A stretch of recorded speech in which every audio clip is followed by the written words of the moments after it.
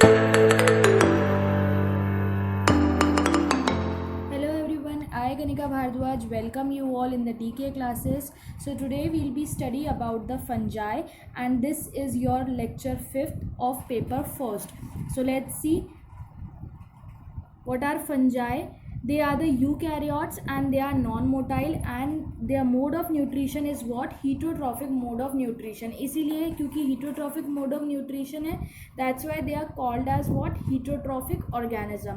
और eukaryotic organism इनको बोला है, it means they are having a true nucleus also and they are having a cell bound organelles also. और ये totally non-motile होते हैं, that means they can move on their own, खुद से ये चल नहीं सकते हैं, ठीक है. They have the multi cellular body except yeast cell that is unicellular. आप लोगों ने सुना होगा ईस्ट कहीं पे भी लग जाती है, ठीक है. तो ईस्ट भी एक तरीके का फंगस ही होती है, it is also a fungi, but ये यूनिसेल्यूलर होती है, it is not a multi cellular. Rest all जितनी भी फंजाई हैं they all are multi cellular.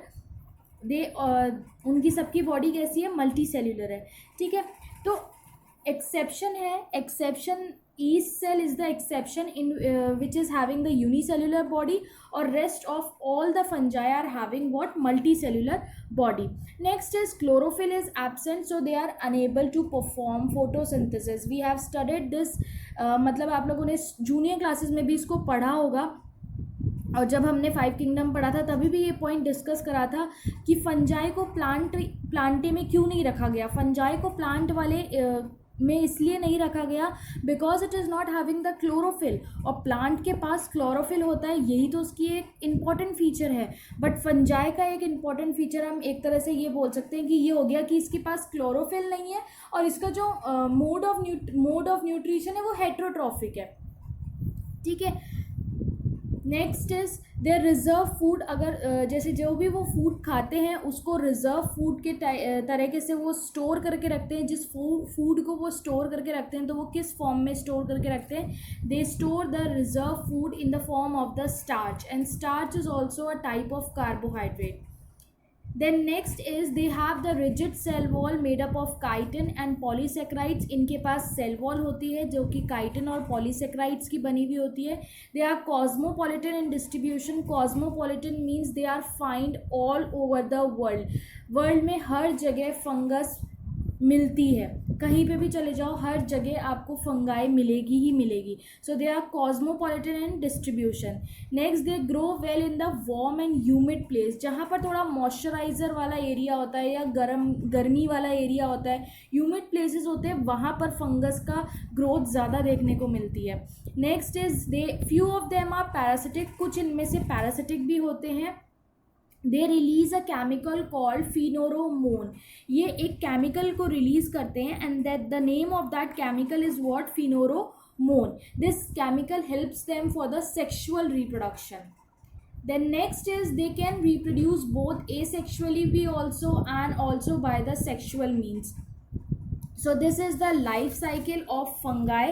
पहले अपन ये समझते हैं कि ये asexually और sexually किस तरह से रिप्रोड्यूस करेंगे. सिमिलर चीज़ है जो आपको सामने लाइफ साइकिल में दिख रहा है, सेम वही चीज़ हमको समझनी है, ठीक है. अब इसमें क्या होता है कि स्पोर्स का प्रोडक्शन होता है. कभी भी आप किसी बुक्स में भी पढ़ोगे तो उसमें आप यही पढ़ोगे that fungi reproduce with the help of the spores, या fungi reproduce and they reproduce करते हैं वो और रिजल्टेंट क्या निकालते हैं? स्पोर्स. तो स्पोर्स को वो प्रोड्यूस करते हैं. स्पोर्स को वो दोनों तरीके से प्रोड्यूस कर सकते हैं, एसेक्सुअली भी और सेक्सुअली भी.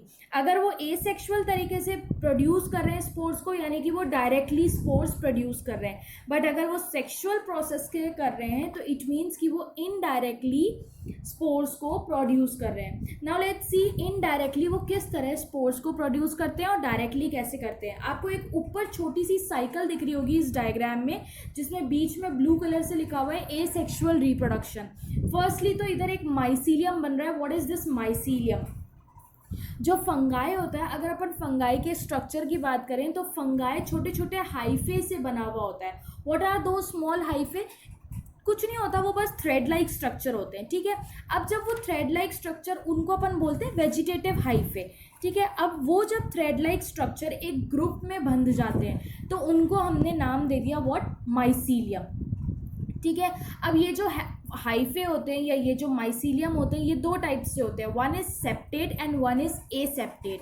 सेप्टेट यानी जैसे अभी आपको डायग्राम में दिख रहा होगा, जो सेंटर में माइसीलियम बना हुआ है जिसके आगे हेप्लॉइड नंबर लिखा हुआ है 1N, ठीक है, उसके अंदर आपको ब्लॉक्स दिख रहे होंगे। तो सेप्टेट मतलब यही होता है कि सेल के अंदर कंपार्टमेंट्स बन जाते हैं, या जो हाइफे है माइसीलियम है उसके अंदर फ्यू कंपार्टमेंट्स बन जाते हैं। वो जो सेप्टेट होते हैं उसके अंदर क्या, दे आर वेरी परफोरेटेड, वो बहुत ही ज़्यादा परफोरेटेड होते हैं, यानी उनके पास पोर्स भी प्रेजेंट होते हैं कुछ ना कुछ। और वो पोर्स क्यों प्रेजेंट होते हैं, बिकॉज ये जो सेल है, सेल टू सेल यहाँ पे ट्रांसमिशन होता है किसका, साइटोप्लाज्म का, कुछ ऑर्गेनेलीज का, या फ्यू अदर मॉलिक्यूल्स। जो अदर मॉलिक्यूल्स हो गए, साइटोप्लाज्म हो गए, ऑर्गेनेलीज हो गए, इनका सेल टू सेल क्या हो जाता है, ट्रांसमिशन हो जाता है। कई बार क्या होता है कि जैसे मान लो कि माइसीलियम का कोई टुकड़ा इंजर्ड हो गया, तो वहाँ से अगर वो सेप्टेट माइसीलियम है तो वहाँ पे जो सेप्टा प्रेजेंट था ना, वो सेप्टा खुद को क्लोज कर लेगा। क्लोज क्यों कर लेता है, ताकि बाकी जो सेल के अंदर फ्लूइड्स हैं वो ख़त्म ना हो जाए, वो बाहर ना निकल जाए, इसीलिए वो सेप्टा जो है, बाकी सेप्टा जो है वो क्लोज हो जाते हैं।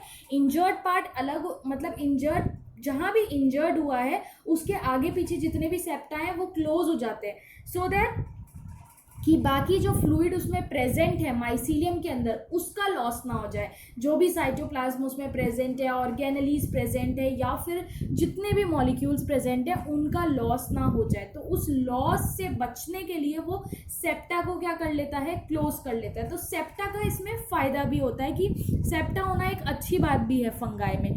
नाउ लेट्स सी, तो ये अपन ने देखा कि हाइफे होता है इसमें। हाइफे को जब अपन ने ग्रुप्स में बांध दिया तो उसको अपन माइसीलियम बोलते हैं।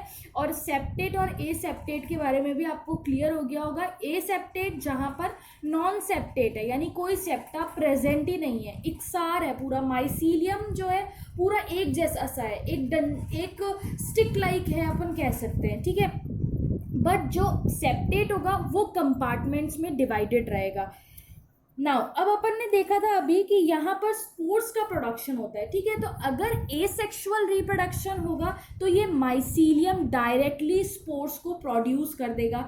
ये जो स्पोर्स होते हैं वो थोड़े टाइम, जैसे कि अपन बात करें कि इनके अंदर स्पोर्स फॉर्मेशन के अकॉर्डिंग फंगाई भी अलग अलग क्लासेस में या अलग अलग टाइप्स ग्रुप्स में डिवाइडेड रहता है। आपने सुना होगा जूनियर क्लासेस में एस्कोमाइसिटीज, जूमाइसिटीज, बेसिडोमाइसिटीज, ये अलग अलग टाइप ऑफ फंगाई होते हैं या अलग अलग ग्रुप्स होते हैं फंगाई के, ठीक है।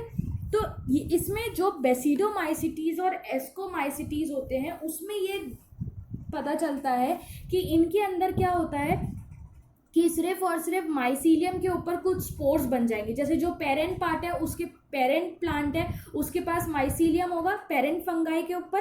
पेरेंट फंगाई के माइसीलियम पर क्या बनना स्टार्ट हो जाते हैं, स्पोर्स की फॉर्मेशन स्टार्ट हो जाती है।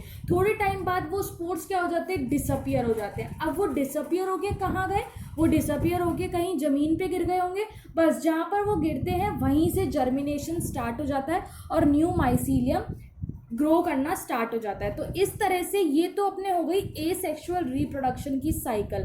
पर जब अपन सेक्सुअल रिप्रोडक्शन की बात करते हैं तो इसमें कुछ स्टेप्स आते हैं, जैसे प्लाज्मोगैमी, कैरियोगैमी, मियोसिस, तो फ्यू स्टेप्स आते हैं। क्या होते हैं अब अपन देखते हैं। जैसे कोई भी माइसीलियम का एक पार्ट है, वो दूसरे, पहले एक हाइफे जो है वो दूसरे फंगस प्लांट जो है उसके हाइफे से जाकर ज्वाइन हो जाएगा। जैसे ही वो आपस में ज्वाइन होंगे वो फ्यूज़ हो जाएंगे। फ्यूज़ होते ही उसको अपन बोलते हैं कि प्लाज्मोगैमी हो गई।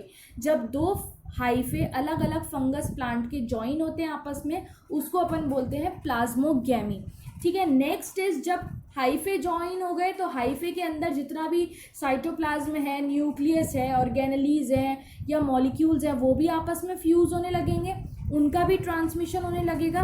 तो जब डीएनए और न्यूक्लियाई फ्यूज होता है दो हाइफे के बीच में तो उसको बोलेंगे कैरियोगैमी। अब अभी तक माइसीलियम क्या था, हेप्लॉइड था, बट जैसे ही न्यूक्लियाई और आपका डीएनए फ्यूज हो जाता है तो वो कैसा बन जाता है, डिप्लॉइड नेचर का बन जाता है। अब उसमें जाइगोट की फॉर्मेशन हो गई, अब उसके अंदर क्या होगा, मियोसिस होगा। और जैसे ही डिप्लॉइड बनता है तुरंत खुद ही वो अपने अंदर मियोसिस करना स्टार्ट कर देते हैं।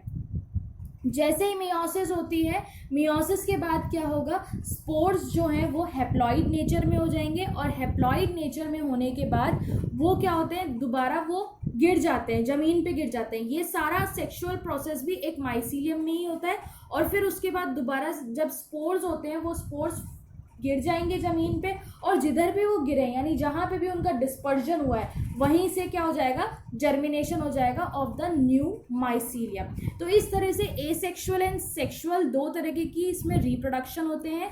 सेक्सुअल में बस अपन को यही ध्यान रखना है कि कुछ स्टेप्स होते हैं, जैसे प्लाज्मोगैमी हुई, कैरियोगैमी हुई, और फिर मियोसिस हुआ। बट अगर एसेक्सुअल आता है तो एसेक्सुअल में डायरेक्टली स्पोर्स की फॉर्मेशन हो जाती है और वहाँ पर जर्मिनेशन हो जाता है।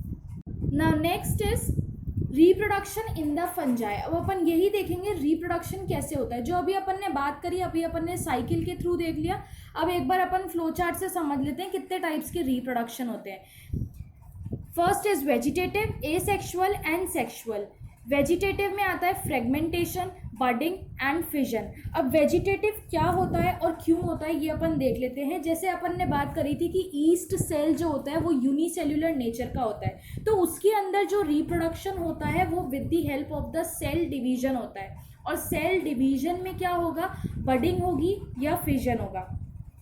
इसी तरह से कुछ फंजाई ऐसे होते हैं जो कि वेजिटेटिवली रिप्रोड्यूस करते हैं, लाइक फ्रेगमेंटेशन। उनके अंदर क्या हो जाता है, फ्रेगमेंटेशन हो जाता है। फ्रेगमेंटेशन कैसे होता है, बडिंग और फिजन आप जानते ही हो, अपन ने प्रीवियस लेक्चर्स में भी पढ़ा है। फ्रेगमेंटेशन में क्या होता है, जैसे कोई भी फंगाई का हाइफे वाला पार्ट है, अब हाइफे वाले पार्ट में से कहीं से भी एक पार्ट ब्रेक डाउन हो गया तो वहीं से दोबारा दूसरा पार्ट क्या हो जाता है, ओरिजिनेट हो जाता है, या जो वो ब्रेक डाउन वाला पार्ट है वहाँ उससे क्या हो जाता है, नया माइसीलियम बन जाता है। तो इस तरह से फ्रेगमेंटेशन से रिप्रोडक्शन हो जाता है। यानी अगर आपने एक पार्ट को कट कर दिया, ये फ्रेगमेंटेशन में आपने रोज प्लांट का एग्जाम्पल बहुत बार सुना होगा। तो इसमें क्या होता है कि अगर कोई फंगाई का हाइफे है, उस हाइफे के एक पार्ट को आपने कट कर दिया, तो जब आप कट कर दोगे या खुद से जब वो ब्रेक डाउन हो जाता है तो नया माइसीलियम जर्मिनेट कर देता है वो, या नया माइसीलियम ग्रो करना स्टार्ट कर देता है। Next is asexual. Asexual reproduction जो होता है वो स्पोर्स के थ्रू होता है, ये अपन ने देख लिया कि इसमें डायरेक्टली स्पोर्स बनते हैं। सेक्सुअल रिप्रोडक्शन में क्या होता है, प्लाज्मोगैमी होगी सबसे पहले, यानी कि एक हाइफा दूसरे हाइफे से जाकर फ्यूज करेगा। जब हाइफे फ्यूज हो जाएंगे तो उनके अंदर जो जितना भी सेल मटेरियल है, न्यूक्लियाई और डीएनए फ्यूज होंगे, जिसको बोला है karyogamy. Then next is what, meiosis. Meiosis क्यों बोला, क्योंकि जैसे ही कैरियोगैमी हो जाएगी डिप्लॉइड जाइगोट बन जाएगा। अब डिप्लॉइड, क्योंकि माइसीलियम तो हैप्लॉइड होता है, तो हैप्लॉइड बनाने के लिए उसको क्या करते हैं अपन, सबसे पहले उसमें मियोसिस होती है। मियोसिस से जो वो स्पोर्स बनेंगे, स्पोर्स जो बन रहे हैं वो स्पोर्स हैप्लॉइड नेचर में कन्वर्ट हो जाएंगे, और हैप्लॉइड नेचर में जैसे ही वो कन्वर्ट हो जाते हैं उसके कुछ टाइम बाद वो गिर जाते हैं। जो उनका पेरेंट प्लांट होता है, पेरेंट प्लांट से वो गिर जाते हैं ज़मीन पे, कहीं भी डिस्पर्जन हो जाता है उनका, और जहाँ पे भी डिस्पर्जन हो जाता है वहीं से ही उनका नया माइसीलियम की वो जर्मिनेशन को स्टार्ट कर देते हैं। अब वो जो नया माइसीलियम बना वो कैसा बनता है, हैप्लॉइड नेचर का ही बनता है। ठीक है, तो क्योंकि माइसीलियम और फंगस हैप्लॉइड नेचर के होते हैं, फंगाई का जो माइसीलियम है, हाइफे है, वो हैप्लॉइड नेचर का होता है, इसीलिए इसमें मियोसिस होना is essential. Next is on the basis of nutrition fungi के डिफरेंट पार्ट्स होते हैं। क्या होते हैं, let's see, saprophytic fungi.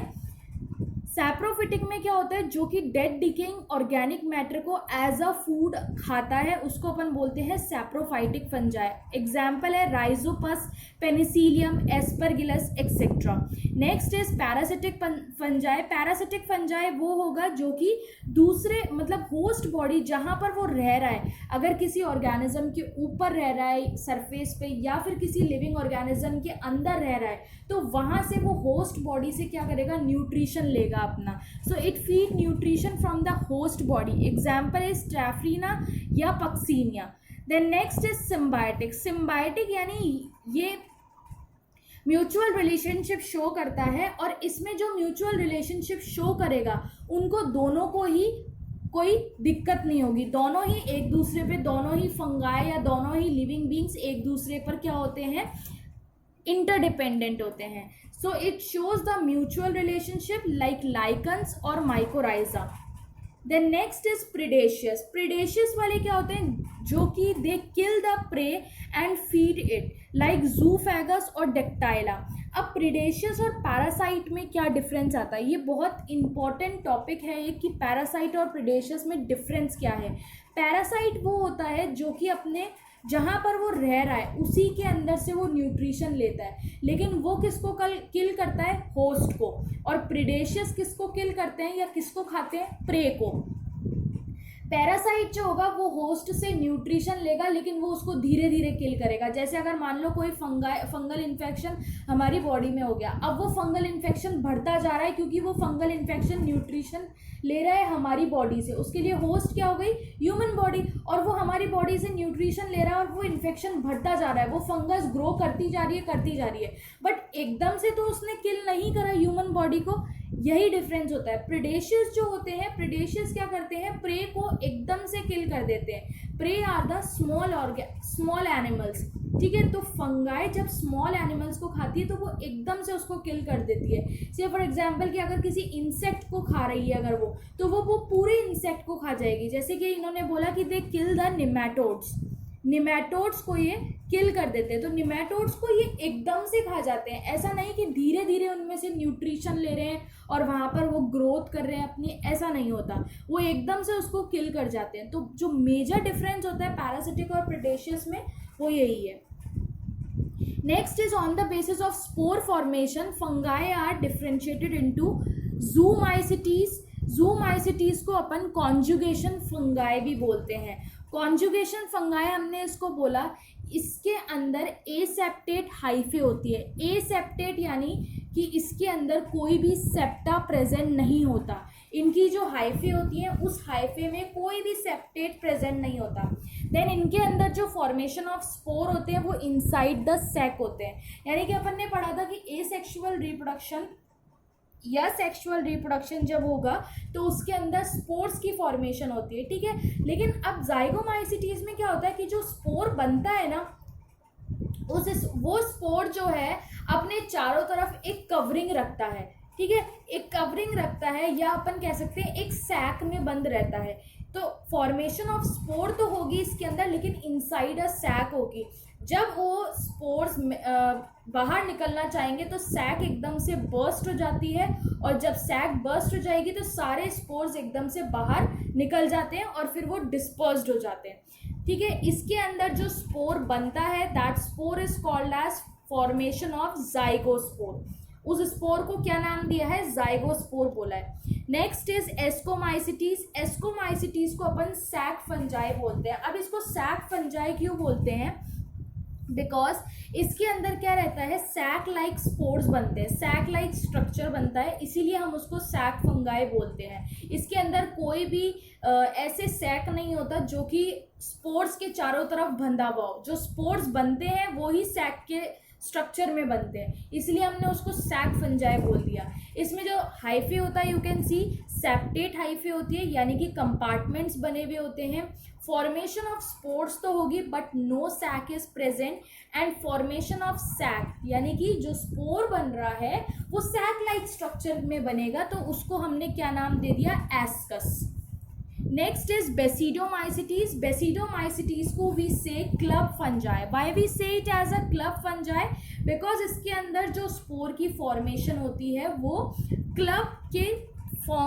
Club की तरीके से होती है. जैसे कि मतलब एक गुच्छा टाइप जो होता है, बंडल टाइप जो होता है, तो एक क्लब की फॉर्म में होती है स्पोर्स की फॉर्मेशन. यहाँ पर भी किसी भी सैक की कोई भी सैक प्रेजेंट नहीं होता, फॉर्मेशन ऑफ स्पोर्स नहीं होते, यानी कि एग्जैक्टली एज सच स्पोर्स नहीं बनते. इसमें एक्चुअली बेसिडोमाइसिटीज में क्या होता है, एसेक्सुअल रिप्रोडक्शन होता है, इसीलिए अपन ये कह सकते हैं कि इसमें एक्चुअल स्पोर्स नहीं बनते. पूरा का पूरा एक झुंड होता है, उसके अंदर छोटे छोटे न्यूक्लियस होते हैं. वो जब अलग अलग न्यूक्लियस अलग अलग जगह जाते हैं तो वो एक नए माइसीलियम को जर्मिनेट कर देते हैं. ठीक है, इसीलिए यहाँ पर ये मेंशन किया गया है that there is formation of spore is not found, ना तो वहाँ पर कोई फॉर्मेशन ऑफ स्पोर्स होते हैं और ना ही कोई सैक प्रेजेंट होती है। तो फिर फॉर्मेशन ऑफ क्लब कैसे बोल दिया इसने, क्योंकि ये पूरे एक ग्रेप लाइक स्ट्रक्चर के फॉर्म में यहाँ पर क्या होते हैं, एक स्ट्रक्चर बनती है और उस स्ट्रक्चर के अंदर क्या प्रेजेंट होते हैं, बहुत सारे वेरियस न्यूक्लियाई प्रेजेंट होते हैं, and that is called as that structure और that spore is called as what, basidium. उस बड़े स्ट्रक्चर को अपन स्पोर कह सकते हैं। बट जैसे अभी अपन ऊपर पढ़ रहे थे जाइगोमाइसिटीज और एस्कोमाइसिटीज में जैसे स्पोर बन रहे थे अलग अलग, वैसे स्पोर नहीं बनते इसके अंदर। Next is deuteromycetes. ड्यूटेरोमाइसिटीज को हम इम्परफेक्ट फंगाई बोलते हैं। इसके अंदर जो माइसीलियम होता है, जो हाइफे होता है, हाइफे को बंडल में रख दे तो अपन माइसीलियम बन जाता है, तो bundle of group of hyphae are called as what, mycelium. तो इसके अंदर जो माइसीलियम होता है वो ब्रांच्ड माइसीलियम होती है और सेप्टेट भी होती है, यानी कि कंपार्टमेंट्स भी उसमें बने हुए हैं। ठीक है, फॉर्मेशन ऑफ स्पोर्स होती हैं इसमें, बट इसके अंदर सेक्सुअल फेज नहीं होता, इसीलिए इसके जो स्पोर्स बनते हैं उसको अपन बोलते हैं कोनिडिया। ध्यान रखना, इस टर्म को कोनिडिया बोला गया है। कोनिडिया इसलिए बोला गया है क्योंकि कोनिडिया वो स्पोर्स होते हैं जो कि एसेक्सुअल रिप्रोडक्शन से बनते हैं। ठीक है, और वेरियस बाकी जितने भी स्पोर्स होते हैं जैसे जाइगोस्पोर, एस्कोस्पोर, बेसिडियोस्पोर्स या फिर बाकी जितने भी ऊस्पोर्स हैं वो सब किससे बनते हैं, सेक्सुअल रिप्रोडक्शन से बनते हैं। बट ड्यूटेरोमाइसिटीज में कोई भी सेक्सुअल रिप्रोडक्शन नहीं होता, इसके अंदर एसेक्सुअल रिप्रोडक्शन ही होता है और इसके अंदर जो स्पोर्स की फॉर्मेशन होती है उनको बोला गया है कोनिडिया, क्योंकि वो एसेक्सुअल रिप्रोडक्शन से बन रहे हैं। नेक्स्ट अपन बात करते हैं कि इसको इम्परफेक्ट फंगाई क्यों बोला गया है, why deuteromycetes is called as the imperfect fungi. तो इम्परफेक्ट फंगाई इसको इसीलिए बोला गया है क्योंकि टेक्सोनॉमिक क्लासिफिकेशन के अकॉर्डिंग ये किसी भी टेक्सोनॉमी में, किसी भी ग्रुप में फिट ही नहीं होता है। क्यों फिट नहीं होता है, क्योंकि इसके अंदर सेक्सुअल रिप्रोडक्शन होता ही नहीं है, और अगर होता भी है तो अभी तक कुछ नोन ही नहीं है कि कैसा होता है, और अगर होता है तो उसके स्पोर्स को क्या नाम है, ये अभी तक भी इस चीज़ के ऊपर कोई भी डिस्कवरी नहीं हुई है। ठीक है, तो इसीलिए इसको इम्परफेक्ट फंगाई बोला गया है, क्योंकि इस ड्यूटेरोमाइसिटीज के अंदर जितने भी मेंबर्स आते हैं या जितने भी फंगाई आते हैं, those do not fit into any of the taxonomic classification. That's why this type of group is called as what, imperfect fungi. Now next is the significance of fungi. तो जब अपन significance यानी importance of fungi, अब fungi ठीक है अपन मानते हैं कि few of them are parasitic, यानी कि कुछ ऐसे भी हैं जो फंगल इन्फेक्शन कॉज करते हैं, बट कुछ ना कुछ इसका इम्पोर्टेंस भी होगा। तो क्या सिग्निफिकेंस होते हैं, let's see. First is the medicinal production. Medicinal production कैसे होगा, यू ऑल नो कि सबसे पहले पेनिसिलिन जो आई थी, पेनिसिलिन एक तरह की एंटीबायोटिक है, और ये जो पेनिसिलिन आई थी ये किससे आई थी, फंगस से ही आई थी। और कौन सी फंगस से आई थी, पेनिसिलियम स्पीशीज से। पेनिसिलियम स्पीशीज जो होती हैं फंगस, जो पेनिसिलियम फंगस होती हैं, उनकी वजह से ही किनका प्रोडक्शन हुआ था, पेनिसिलिन एंटीबायोटिक का प्रोडक्शन हुआ था। ठीक है, next is what, food for food stuff. Food के लिए अगर अपन देखें तो मशरूम स्पीशीज़ जो होती है, मशरूम की जितनी भी स्पीशीज़ हैं या मशरूम जो है जो खुद में एक फंगाई है, वो एज एन फूड यूज़ की जाती है। Next is the environmental cleaning. अब एनवायरमेंटल क्लीनिंग के लिए क्या होता है, ये डेड डिकेइंग मैटर को खा जाते हैं, जिसकी वजह से हम कह सकते हैं कि ये एनवायरनमेंट को भी क्लीन रखते हैं। जितना भी डेड डीके ऑर्गेनिक मैटर होता है उसको ये खा जाते हैं, तो इसीलिए ये क्या करते हैं, एनवायरनमेंट को क्लीन रखते हैं एकदम। देन फर्मेंटेशन प्रोसेस जब अपन बोलते हैं तो फर्मेंटेशन के अंदर सबसे बेस्ट एग्जांपल आता है अल्कोहल का प्रोडक्शन। अल्कोहल जो होती है वो फर्मेंटेशन से ही बनती है, ग्रेप्स का फर्मेंटेशन होके। तो उस फर्मेंटेशन के अंदर भी एक फंगाई यूज होती है, and the name of that fungi is rhizopus. Rhizopus is use to produce the alcohol by the fermentation process. Next is the in agriculture. तो एग्रीकल्चर में हम फंगाई को as an biopesticides, as an fertiliser use कर सकते हैं. Biopesticides क्या होते हैं? जो कि बैक्टीरियल जो कि बैक्टीरियल इन्फेक्शन या फंगल इन्फेक्शन को कंट्रोल कर सके, वो होते हैं बायोपेस्टिसाइड. केमिकल पेस्टिसाइड्स भी आते हैं कुछ, लेकिन केमिकल पेस्टिसाइड्स मेजरली हार्मफुल रहते हैं. क्यों रहते हैं हार्मफुल? क्योंकि वो पॉल्यूशन क्रिएट कर सकते हैं या ह्यूमंस को भी प्रॉब्लम क्रिएट कर सकते हैं, कोई डिजीज कॉज कर सकते हैं. बट बायोपेस्टिसाइड्स जो होते हैं वो एक तरीके का नेचुरल प्रोडक्ट है, तो इसीलिए फंगाई जो है वो एज एन बायोपेस्टिसाइड्स भी यूज होती है, एज एन फर्टिलाइजर भी इसका यूज किया जाता है. फर्टिलाइजर में कैसे? जैसे माइकोराइजा प्लांट होता है, माइकोराइजा फंगस जो होती है वो दूसरे प्लांट को हेल्प करती है, वो it helps the plant to absorb the nutrients and enhance the soil fertility. वो सॉइल की फर्टिलिटी को भी बढ़ाती है and it helps the plant to absorb the nutrients also. So like this fungi जो है वो एग्रीकल्चर में भी बहुत इंपॉर्टेंट रोल प्ले करती है. Last is the in rDNA technology. अब rDNA टेक्नोलॉजी, सबसे पहली बात कि होता क्या है. तो rDNA टेक्नोलॉजी एक ऐसा प्रोसेस है जहाँ पर अपन डिज़ायर्ड प्रोडक्ट बना सकते हैं. डिज़ायर्ड प्रोडक्ट यानी जो प्रोडक्ट अपन चाहें वो प्रोडक्ट बना सकते हैं, but with the help of the genetically modified organism. जो जेनेटिकली मॉडिफाइड ऑर्गेनिजम्स होते हैं उनके थ्रू अपन कोई भी डिज़ायर्ड प्रोडक्ट बना सकते हैं. ये rDNA टेक्नोलॉजी जो है ये लैब्स में किया जाता है. ठीक है, तो इसमें जो एग्जाम्पल होता है वो पेनिसिलियम क्राइसोजीनम का होता है, क्योंकि पेनिसिलियम क्राइसोजीनम जो है वो एक तरीके का रिकॉम्बिनेंट है, या हम कह सकते हैं जेनेटिकली मॉडिफाइड है, and it is use to produce the penicillin antibody in large quantity. वैसे तो पेनिसिलिन का प्रोडक्शन कैसे हुआ था? पेनिसिलिन नोटेटम से हुआ था, जो नेचुरली अपन ने किया था मेडिसिनल प्रोडक्शन के लिए. बट अगर हमको उसको बहुत ज़्यादा क्वांटिटी में बढ़ाना है, मतलब उसकी अपन को लाइफ साइकिल भी बढ़ानी है पेनिसिलिन की, और पेनिसिलिन को ज़्यादा से ज़्यादा बनाना है, तो ज़्यादा से ज़्यादा अपन पेनिसिलिन को बनाने के लिए उसकी पेनिसिलियम की स्पीशीज़ चेंज कर सकते हैं. और पेनिसिलियम ज़्यादा से ज़्यादा बनाने के लिए कौन सी स्पीशीज़ यूज़ होती है? Penicillium क्राइसोजीनम.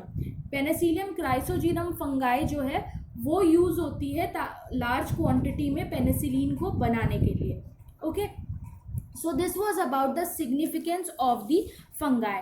Now next is the example of the fungi. So common examples can be the yeast, mushroom, molds, truffles. Now coming on to the questions. First is name the mode of nutrition in kingdom fungi. Then what is plasmogamy? Third is why are Deuteromycetes called imperfect fungi? And the fourth is explain the reproduction in fungi. So this completes with our today's lecture. If you find any query regarding the today's lecture, then please let me know in the comment section below. Thank you so much to all my viewers. If you find this video is helpful, then please like the video, subscribe the channel and press the bell icon so that you can get the updates of the regular lecture. And also please don't forget to share the channel with your friends. Thank you so much.